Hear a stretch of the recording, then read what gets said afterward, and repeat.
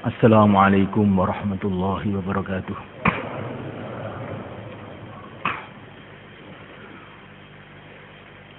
Innal hamdalillah nasta'inuhu wa nastaghfiruhu wa nu'minu bihi wa natawakkalu alayhi wa na'udzu bihi min shururi anfusina wa min sayyiati a'malina.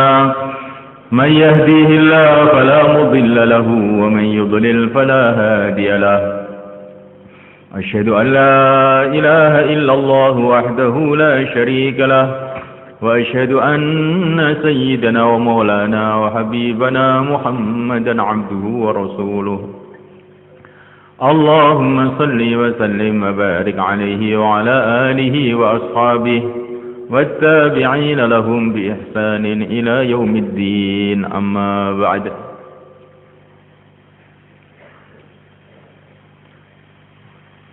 Bapak, ibu-ibu, santri-santri semua, akramakumullah wa rahimakumullah.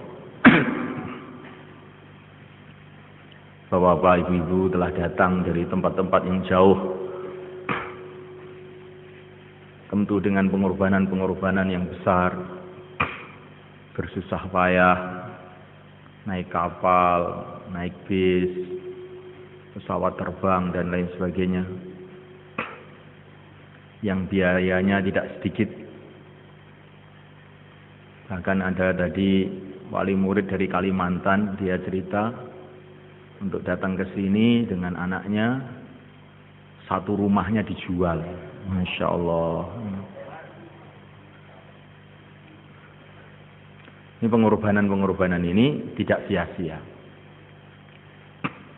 Pengorbanan-pengorbanan ini pasti akan dicatat oleh Allah SWT kalau kita ikhlas, dan akan menjadi asbab kebaikan untuk diri kita dan anak-anak kita. Semoga pengorbanan bapak-bapak, ibu-ibu ini seperti pengorbanan dari ibunya Imam Bukhari radhiyallahu ta'ala anhu. Ibunya Imam Bukhari ini seorang wanita yang kaya raya. Dihabiskan hartanya untuk mengantar putranya dari satu negara ke negeri yang lain, satu negara ke negara yang lain. Putar hampir seluruh dunia, diantar itu anak, sampai hartanya habis. Tapi ternyata semulaikan Allah Ta'ala, habisnya hartanya tadi itu tidak sebanding dengan anugerah-anugerah besar yang telah Allah berikan kepada putranya, yaitu Al-Imam Al-Bukhari radhiyallahu ta'ala anhu. Di mana Imam Bukhari ini ilmunya telah digunakan, telah dibaca, telah diamalkan oleh hampir seluruh umat Islam di seluruh dunia. Tidak ada ulama yang tidak membaca kitab Imam Bukhari.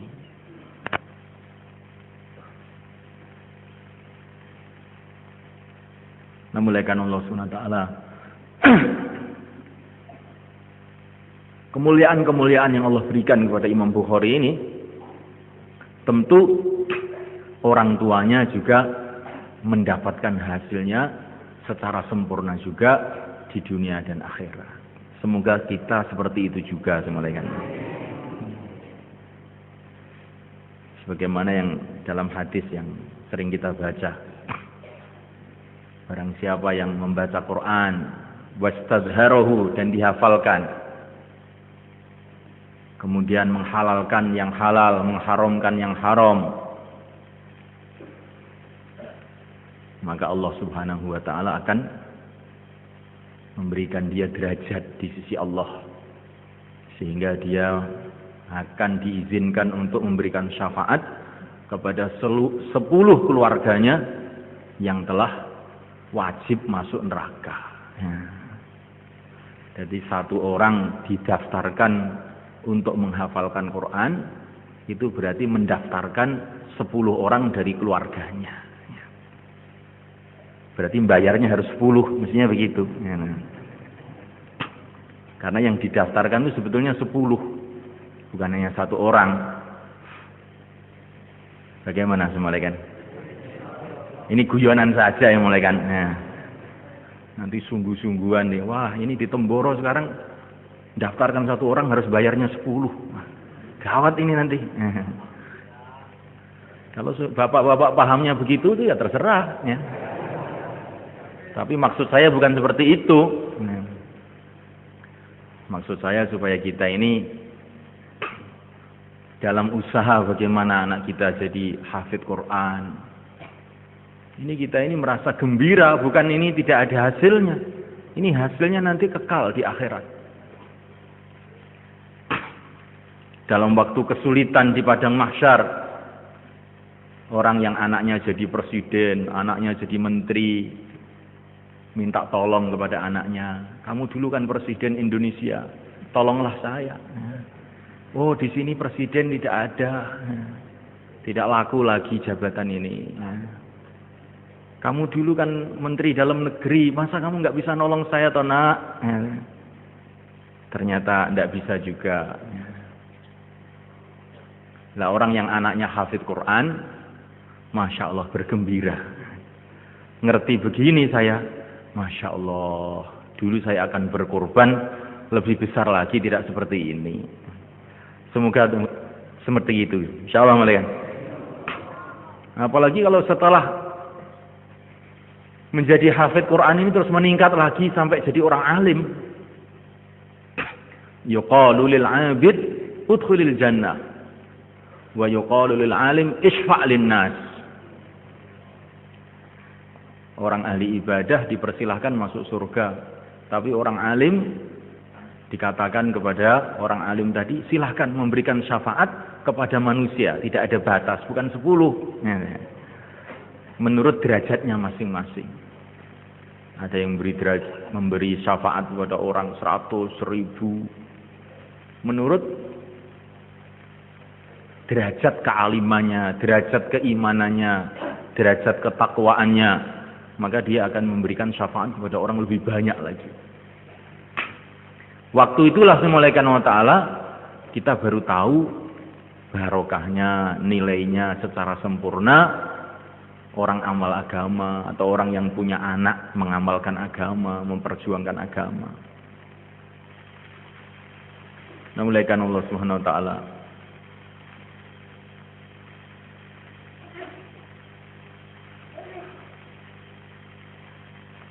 Maka bapak-bapak, ibu-ibu yang kami muliakan, untuk supaya anak-anak kita ini berhasil sukses, bisa menjadi anak-anak yang soleh, anak-anak yang hafid Quran, anak-anak yang alim, itu ada usaha-usaha yang telah dicontohkan oleh para nabi, para rasul, para sahabat, para ulama-ulama yang dulu. Kalau kita ini ingin berhasil, ingin sukses, maka ikut orang-orang sukses itu. Allah telah bercerita dalam Al-Quran keluarga yang sukses, yang menurunkan orang-orang hebat. Di antaranya adalah keluarga Ibrahim alaihissalatu wassalam. Keluarga Ibrahim alaihissalatu wassalam. Keluarga Ibrahim ini punya anak 2, jadi nabi semua, Ismail dan Ishak alaihissalatu wassalam. Kemudian punya cucu, jadi nabi lagi, yaitu Yakub alaihissalatu wassalam. Punya buyut, jadi nabi lagi, yaitu Yusuf alaihissalatu wassalam. Seluruh nabi-nabi yang ada dalam Al-Quran, kebanyakannya itu dari keluarga Ibrahim alaihissalatu wassalam. Dan umat ini, umat ini dikasih nama oleh Allah SWT sebagai anak cucu Ibrahim. Wajahidu fillahi haqqa jihadih huwa istabakum wa ma ja'ala alaikum fid dini min haraj millata abikum Ibrahim. Jadi kita ini diakui oleh Allah sebagai anak-anaknya Ibrahim. Ibrahim itu ayah kita. Millata abikum Ibrahim. Agama ayah kamu yaitu Ibrahim.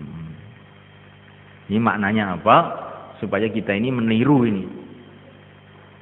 meniru suasana keluarga Ibrahim ini.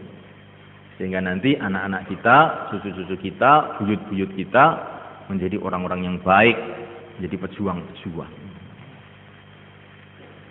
Nah, mulai Allah Ta'ala, ciri khas keluarga Ibrahim itu apa? Di antaranya ciri khasnya semuanya korban untuk agama habis-habisan. Ayahnya korban untuk agama sampai dibakar oleh Namrud. Ibunya korban untuk agama, rela ditinggal di tengah-tengah padang pasir, kering kerontang, nggak ada teman, yaitu Siti Hajar alaihissalatu wassalam. Sampai beliau kehausan, kelaparan, lari-lari dari Safa Marwa.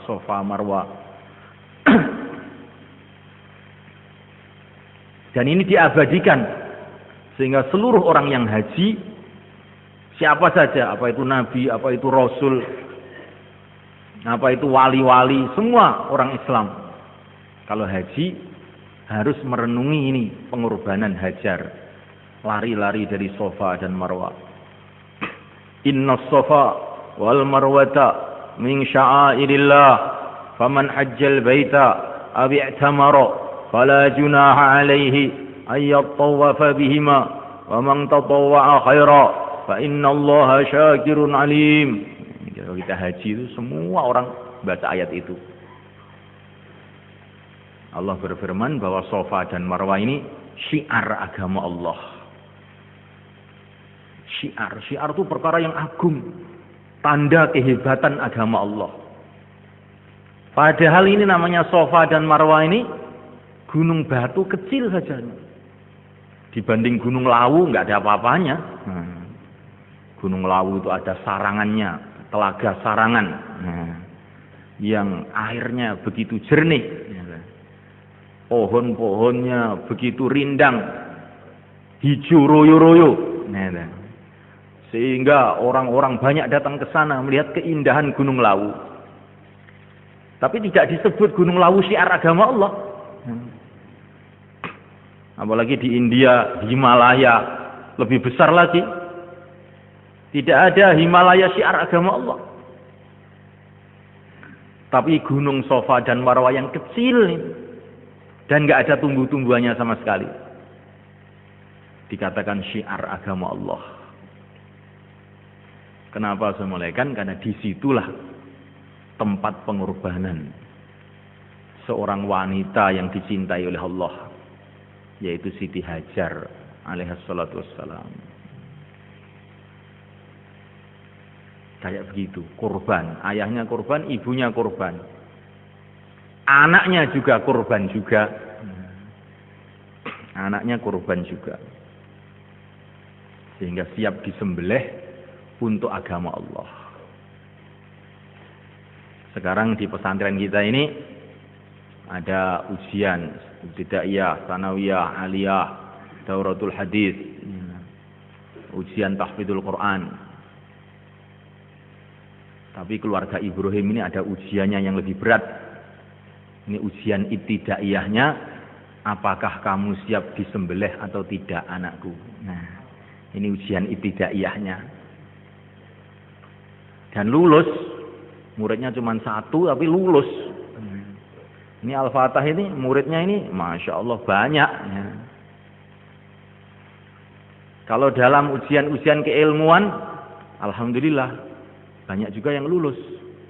Tapi kalau diuji siap disembelih atau tidak, ini nggak tahu apa ada yang lulus apa enggak gitu. Bagaimana santri-santri ini?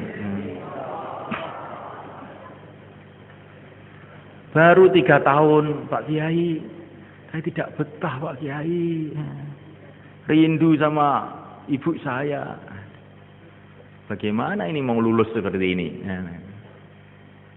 Jadi Bismillahirrahmanirrahim Allah Ta'ala, untuk supaya keluarga kita ini diberkati oleh Allah sebagaimana keluarga Ibrahim, Itu ciri khasnya itu semua korban untuk agama. Ayahnya korban, ibunya korban, anaknya juga korban. Nah, mulai karena ta'ala Ismail alaihissalam yang akan dicalonkan oleh Allah untuk jadi kakeknya Sayyidul Anbiya, baginda Muhammad alaihissalam, itu dipondokkan oleh Nabi Ibrahim, itu dipondokkan di tempat yang kering kerontang di Makkah Al-Mukarramah. Asalnya beliau ini di sana, di Ardul Kan'an, di kota besar, dekat sungai, tanah yang subur. Tetapi karena ini mau dicalonkan untuk jadi pejuang, dipindah ke tempat yang kering kerontang, yang sulit, supaya mentalnya itu kuat. Maka begitu, anak-anak kita ini belajar di pesantren ini bukan hanya belajar ilmu, tapi belajar kesabaran, belajar ketabahan. Maka tentu di pesantren ini suasananya tidak seenak di rumah. Maka orang-orang tua di pesantren ini membatasi santri-santri kalau pulang paling lama itu 1 bulan saja, yaitu waktu Syawal, 15 Syawal harus sampai di sini. Kenapa? Nanti kalau lama-lama keenaan di rumah itu, keenaan nggak mau pulang lagi, nggak mau balik ngaji lagi. Maka anak kita ini harus kita siapkan bagaimana dia ini mampu duduk di tengah-tengah padang pasir seperti Ismail alaihissalam. Nanti supaya jadi hebat. Tangisannya saja menurunkan malaikat Jibril. Ini Ismail ketika nangis ngoe. Ini bukan nangis biasa, nangis karena kehausan, kelaparan, karena agama. Karena ikut perintah Nabi Ibrahim, maka beliau kelaparan, kehausan waktu masih bayi. Hanya Jibril turun dari langit, ngeduk sumur Zam-Zam, dikeluarkanlah air Zam-Zam, karena barokahnya ini pengorbanan keluarga Ibrahim alaihissalam. Pengorbanan ini kelihatannya pahit, tapi hasilnya berapa pengorbanan ibunya Imam Bukhari, tapi hasilnya kayak apa? 1000 tahun lebih. Masya Allah. Ibunya Imam Bukhari ini tersenyum-senyum tok nih di kuburnya. Di Temboro, qolal Imam Bukhari, dia dapat pahala. Setiap ada orang nyetak kitab Bukhari dapat pahala. Setiap ada orang baca hadis Bukhari dapat pahala. Ibunya dapat pahala. Ayahnya dapat pahala. 1300 tahunan. Ini abad kedua Imam Bukhari itu. Masya Allah. Tidak rugi ternyata mengorbankan seluruh hartanya untuk mendidik